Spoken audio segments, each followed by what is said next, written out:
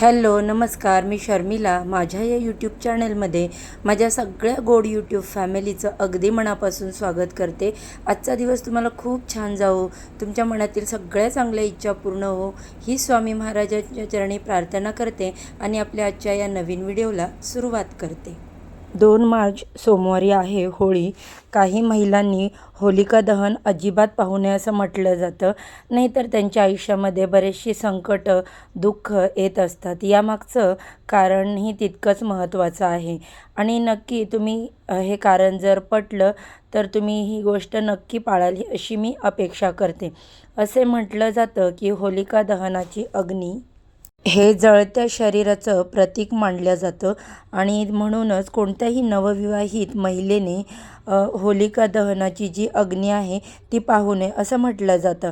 ते अशुभ मानलं जातं, कारण होळी म्हणजे काय आहे, वाईटावर चांगल्याची मात. आणि तुम्ही जर होळी दहनाची कथा ऐकली तर त्या कथेमध्ये सुद्धा जळत्या शरीराचं तिथे होळी म्हणजे प्रतीक मानलं जातं आणि म्हणूनच नवविवाहित महिला आहे तिने होळी बघू नये असं म्हटलं जातं.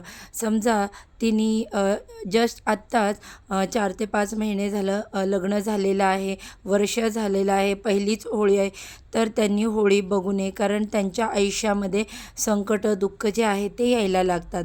नवविवाहित महिलेनी जर होळी पाहिली तर वैवाहिक जीवनामध्ये अडीअडचणी यायला लागतात, विनाकारण भांडणं चालू होतात, घरामध्ये कलह निर्माण होतात.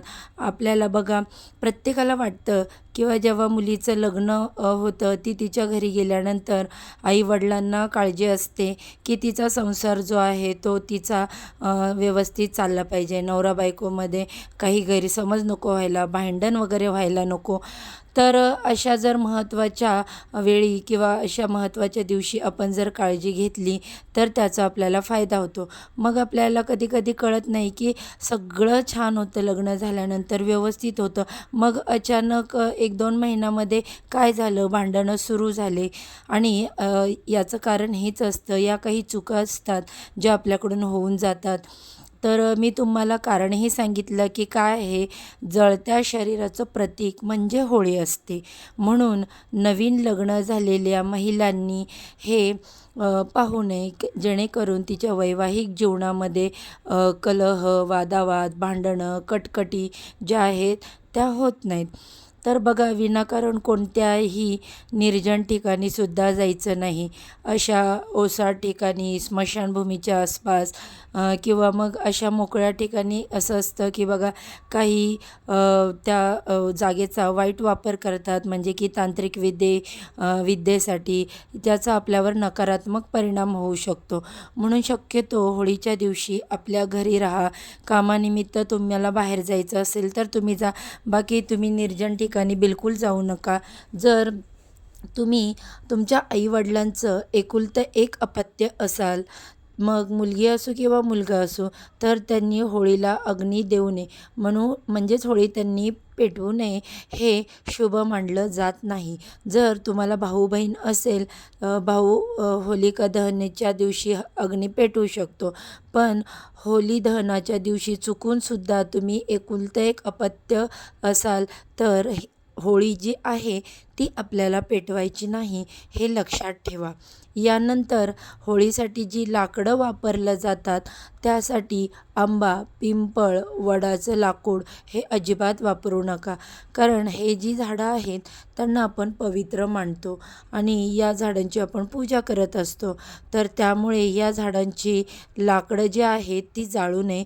ही जाळल्यामुळे नकारात्मकता पसरते आणि त्याचा वाईट परिणाम आपल्या आयुष्यावर होत असतो. जर तुम्ही बघा, होळीसाठी एरंडाचं लाकूड, त्यानंतर बघा बाजारामध्ये बरेच इतर लाकडं येतात विकायला, कारण आजकाल आपण झाडं वगैरे तोडू शकत नाही, त्यामुळे तीसुद्धा आपल्याला बाहेर विकत घ्यावी लागतात. जर तुम्हाला बाहेर जी बाजारामध्ये झाडं विकत मिळतील, लाकडं विकत मिळतील ती तुम्ही घ्या, परंतु वड, पिंपळ अशी शुभवृक्ष ज्याची आपण पूजा करतो त्या झाडांची लाकडं आपल्याला जाळायची नाहीत होळीला, कारण होळी हे जळत्या शरीराचं प्रतीक आहे, हे मी तुम्हाला वारंवार सांगते. आणि बघा, जळत्या शरीराचं प्रतीक असल्यामुळे त्याच्यासाठी पवित्र लाकूड आपल्याला वापरायचं नाही. तर बघा, ही अत्यंत महत्त्वाची माहिती, होळी कुठल्या महिलांनी बघू नये, यासोबतच होळी कोणी पेटवू नये, अत्यंत महत्त्वाची ही माहिती मला तुमच्यापर्यंत पोचवायची होती. माहिती जर तुम्हाला आवडली असेल तर जाता जाता व्हिडिओला एक लाईक करा आणि अजूनही चॅनलला सबस्क्राईब केलं नसेल तर चॅनलला सबस्क्राईब करून बाजूला असणारे बेल आयकॉन प्रेस करा, ज्यामुळे मी जेव्हा पण माझ्या चॅनलवरती नवीन व्हिडिओ अपलोड करेल त्याचे नोटिफिकेशन सर्वात आधी तुम्हाला मिळेल आणि तुम्ही एक पण व्हिडिओ मिस करणार नाही. चला तर मग आजच्या व्हिडिओचा इथेच एंड करते. उद्या अशाच छानशा व्हिडिओसोबत पुन्हा नव्याने भेटू. सर्वांना श्री स्वामी समर्थ.